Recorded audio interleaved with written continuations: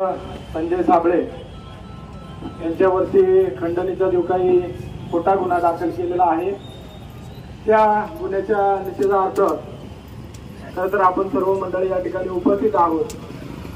सामाजिक राजकीय क्षेत्रातील सर्व मंडळी, गावागावांमधले सर्व सुज्ञ नागरिक आणि या खोट्या गुन्ह्याला खरं तर न्याय मिळवून देण्यासाठी जे समोर उन्हामध्ये उभे राहिले ते माझे सर्व पत्रकार मित्र, बंधू आणि भगिनींनो, खरं तर हा गुन्हा दाखल होत असताना प्रशासनाने जी काही दक्षता घेतली,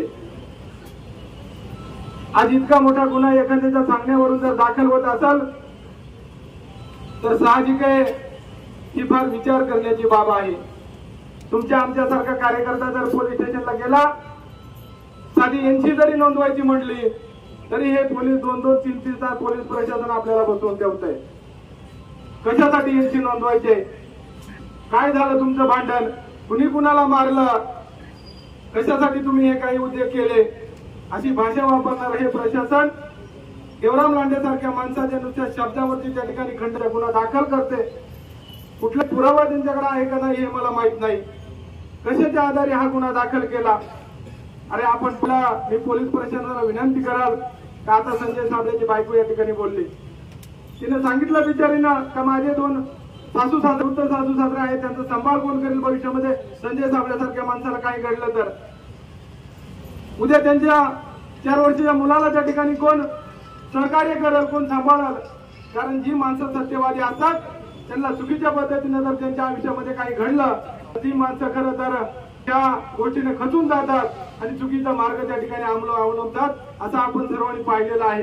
म्हणून माझी विनंती असेल पोलीस प्रशासनाला की एखाद्यावरती गुन्हा दाखल करत असताना त्याची मागची पार्श्वभूमी बघा, खरंच तो त्या वृत्तीचा माणूस आहे का, त्याच्यावरती आधी काही गुन्हे दाखल आहेत का, आणि तो माणूस त्या मार्गाने गेलेला आहे का? अशा माणसावरती गुन्हे दाखल केले तरी आम्हाला काही फरक पडणार नाही।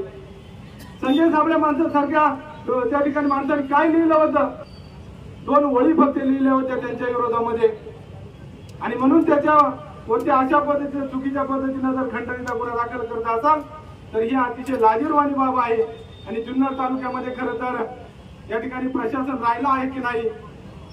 कोण देवराम लांडेला त्या ठिकाणी सहकार्य करत आहे? कुणाचा वर्धा हस्त देवराम लांडेच्या पाठीचे आहे की प्रत्येक वेळेला जिकडे सत्ता तिकडे देवराम लांडे, जिकडे सत्ता तिकडे देवराम लांडे? आणि मग तुमच्या आमच्याकडे सारखे कार्यकर्ते मिळाले की त्यांना कसं चिरडायचं, त्यांच्यावरती कसे गुन्हा दाखल करायचे ही त्याची पार्श्वभूमी राहिलेली। आजपर्यंत कित्येक कार्यकर्त्यांवरती माझ्या सकाट मार्तीवाडी या ठिकाणी बसलेले आहेत, प्रत्येकांवरती गुन्हे दाखल केले, प्रत्येकांना त्या ठिकाणी त्रास देण्याचा काम केला। आणि आदिवासी असताना सुद्धा अॅट्रॉसिटीच्या गुन्ह्या अंतर्गत जो गुन्हा दाखल झालेला होता त्याच्यामध्ये आमची नावं वळवण्याचं काम या देवराम लांडेंनी केलं। आणि अशा पद्धतीने जर आदिवासी माणसावरती अॅट्रॉसिटीचा गुन्हा दाखल होत असेल तर प्रशासन काय झोपलंय का? पोलीस प्रशासन काय करतंय याचा थोडं तरी भान ठेवावं। माझा राग जितका देवराम लांडेवरती आहे तितका पोलीस प्रशासनावरती देखील आहे, कारण हे अतिशय चुकीचं होतंय। चुकीचं होत असताना एखाद्याचं आयुष्य तुम्ही जर उद्ध्वस्त करत असाल तर याच्या सारखा बाप तुम्हाला दुसरा कुठला लागणार नाही। खरं तर देवराम लांडेंनी 100% गुन्हे दाखल करावे, गुन्ह्यावरती करावे ते। काल जर तुम्ही सगळ्यांनी पाहिलं असेल या ठिकाणी उतारगे साहेबांनी चांगल्या पद्धतीने त्यांना विचारलं, पत्रकारावरती भडकण्याचं काम त्या ठिकाणी तुम्ही पाहिलं का? त्यांच्या माध्यमातून घडण्यात आलं। त्या ठिकाणी कालची मी दत्ता गवारींची बाईट पाहिली। दत्ता गवारी काय बोलले? तू एका बापाचा जर असशील तर आमच्यावरती गुन्हे दाखल, दत्तावरती करा ना गुन्हे दाखल, आरतीवरती करा, माझ्यावरती करा, पण एखाद्या सुशिक्षित त्या ठिकाणी विद्यार्थ्यावरती जर गुन्हे दाखल होत असतील, ज्याचं करिअर त्या ठिकाणी तुम्ही बर्बाद करायच्या मागे जर लागले असतील तर हे मात्र अतिशय चुकीचं आहे।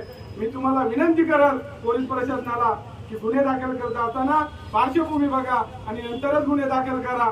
अतिशय केविलवाणी गोष्ट या ठिकाणी घडलेली आहे आणि म्हणून राजकारण अतिशय खालच्या पातळीने त्या ठिकाणी चाललेलं आहे।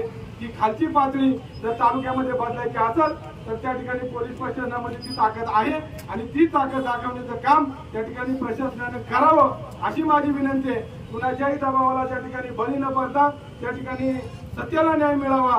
आणि मी या माध्यमातून विनंती करतो की खरं तर आजपर्यंत भरपूर गुन्हे दाखल झाले असतील, पण देवराम लांडेंना देखील या ठिकाणी खर्चावून सांगतो की संजय साबळेंवरती जो गुन्हा दाखल झालेला आहे तो तुम्ही मागे घ्या.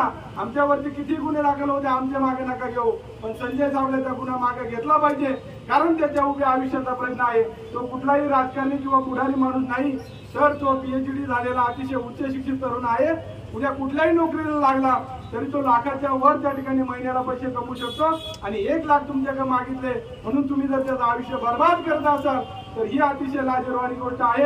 म्हणून मी सर्व या ठिकाणी कार्यकर्त्यांच्या वतीनं देवराम शेठचा जाहीर निषेध करतो आणि त्यांना सांगतो की हा गुन्हा मागे घ्या, नाहीतर येणाऱ्या कालावधीमध्ये हाच समाज तुम्हाला धडा शिकवल्याशिवाय राहणार नाही. एवढं बोलतो आणि थांबतो. जय हिंद, जय महाराष्ट्र, जय आदिवासी.